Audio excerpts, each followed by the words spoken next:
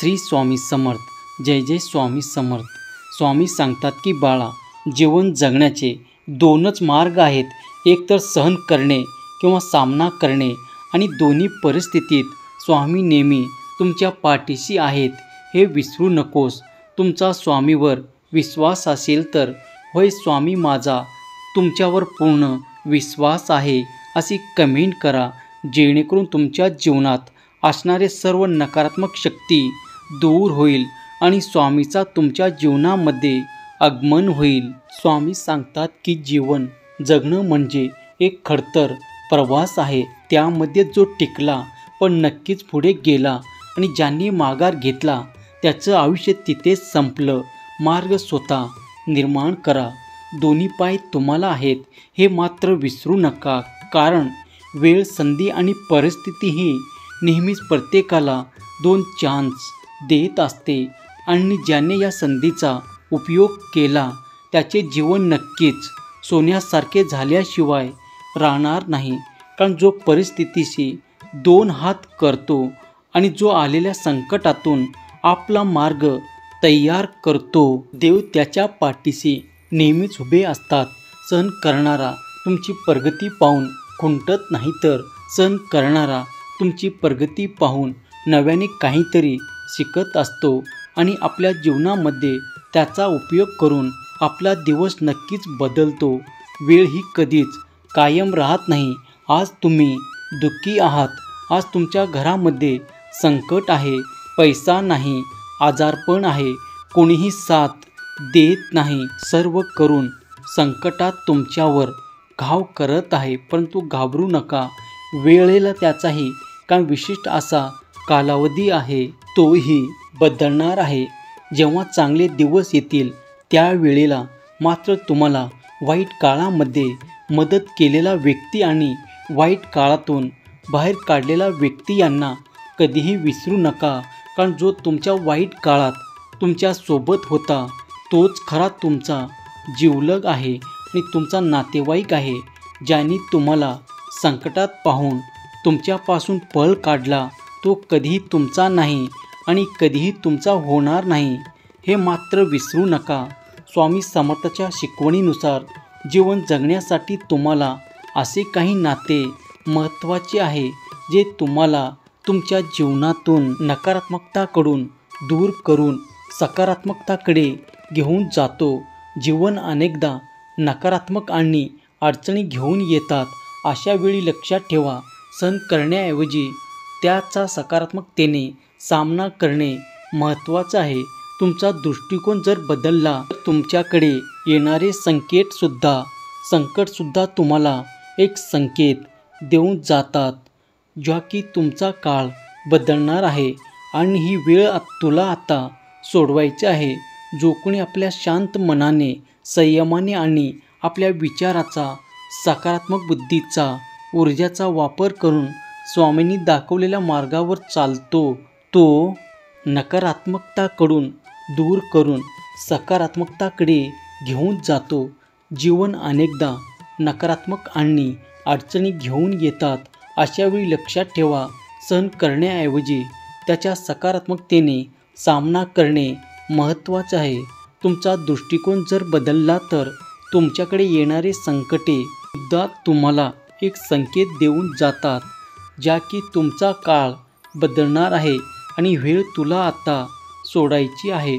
जो कोणी आपल्या शांत मनाने, संयमाने आणि आपल्या विचाराचा, सकारात्मक बुद्धीचा, ऊर्जेचा वापर करून स्वामींनी दाखवलेल्या मार्गावर चालतो, त्यावेळी तो नक्कीच भाग देतो आणि त्याचं आयुष्य सुधारून जातं. देव प्रत्येकाच्या सोबत आहे आणि तुम्ही जर स्वामीचे प्रिय भक्त आहात, तुमच्यावर संकट येणे आणि तुम्ही दुःखात राहणे हे स्वामींनी मुळीच मान्य नाही. फक्त स्वामी तुमची परीक्षा घेतात, तुमचा दृष्टिकोन पाहतात, तुमची कर्तव्य दक्षता पाहतात. तुम्ही जर त्या संकटातून बाहेर निघण्याच्या अगोदरच तिथून पळ काढत असाल तर देव कधीही तुमच्यासोबत राहत नाही, हे मात्र विसरू नका. कारण जो संकटामध्ये ठाम राहतो, आलेल्या वेळेला दोन हात करण्याचं सामर्थ्य ठेवतो, आणि संकटामधून स्वतः कष्टाने हिमतीने बाहेर निघत असतो त्याला देव कधीही एकटा सोडत नाही आणि त्याच्यासोबत स्वामीचा कृपा आशीर्वाद नेहमी असतो हे मात्र विसरू नका. आता तुम्हाला वाटत असेल की माझ्यावरती संकटे आहे म्हणजे माझं कोणीतरी प्रिय जवळ येईल आणि मला संकटातून बाहेर काढेल, परंतु हा तुमचा गैरसमज आहे. त्यातून बाहेर निघा, कारण इथे तुमचा सखा आणि तुमचा खरं कोणीच नाही. फक्त तुमचा आत्मा आणि परमात्मा या दोनच गोष्टी तुम्हाला संकटातून बाहेर काढतात आणि तुमच्या वाईट वेळेमध्ये तुमच्यासोबत असतो. तो फक्त तुमचा दृष्टिकोन, तुमचा स्वाभिमान आणि तुमची कष्ट करण्याची तयारी. प्रत्येकाने आपले जीवनामध्ये जर काही साकार करायचे असेल तर ते सत्कर्म वारंवार करण्याची हिंमत ठेवा. कोणतीही व्यक्ती तुमचा आयुष्य बदलण्यासाठी तुमच्या पुढे येणार नाही. प्रत्येकाला देवाने हात दिले आहेत, दृष्टिकोन दिला आहे, दृष्टी दिली आहे, तुमची बुद्धिमत्ता दिली आहे. त्याचा वापर करा. हे जग फक्त तुमचं सामर्थ्य पाहून तुम्हाला किंमत देते. तुमच्याकडे जर पैसा असेल तर हे जग तुम्हाला राजा म्हणते आणि जर तोच पैसा तुमच्यापासून दूर गेला तर त्याच्यासाठी तुम्ही नक्कीच भिकारी बनत आहे. मात्र विसरू नका, इथे माणूस कधीही बोलत नाही. इथे बोलतो तो फक्त पैसा आणि तुमची प्रतिष्ठा. यामुळे कष्ट करा, मेहनत करा, आपलं पण हे उंच करा.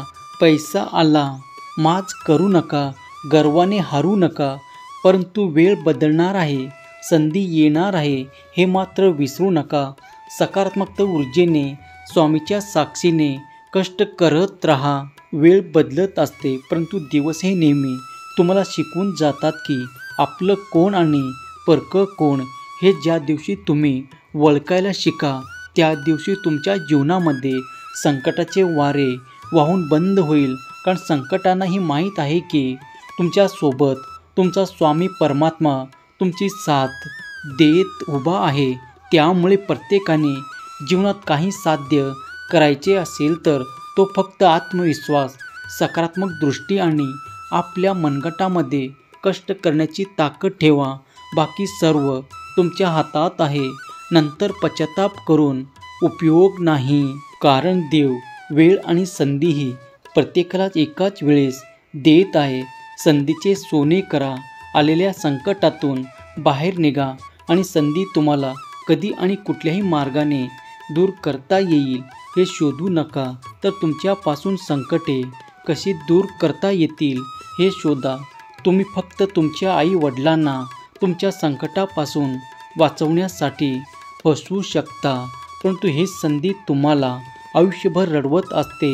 वेळ नेहमीच बदलते. प्रयत्न करत राहा, कष्ट करत राहा. स्वामींनी दिलेला मार्ग सोडू नका. बाकी सर्व देवावर सोपवून द्या. देव तुमच्या जीवनाचा गाडा राहण्यासाठी तुमच्या सोबत आहे. वेळेनुसार स्वतःला बदलणं ही काळाची जितकी गरज आहे तितकीच वेळेनुसार तुम्ही तुमचं मत बदलून कष्ट करत राहणार ही सुद्धा तुमच्या जीवनाची खरी कमाई आहे. आणि ज्याने जीवनात आपले सर्वस्व कमवण्यासाठी सर्व कष्टामध्ये झुंजवलं आहे त्याच्यासाठी येणारा दिवस हा नक्कीच सोन्याचा उगवत असतो. कष्ट करत राहा, मेहनत घ्या, कारण मेहनतीशिवाय तुमचे स्वप्न तुम्ही कधीही पूर्ण करू शकत नाही. आणि तुमचं आयुष्य, तुमच्या कुटुंबाचं आयुष्य बदलायचे असेल तर कष्टाशिवाय पर्याय नाही हे मात्र विसरू नका. कारण देवसुद्धा त्याच्यात साथ देतो जो कष्ट, मेहनत आणि रात्रंदिवस प्रयत्न करून स्वप्नाच्या मागे धावतो. धन्यवाद.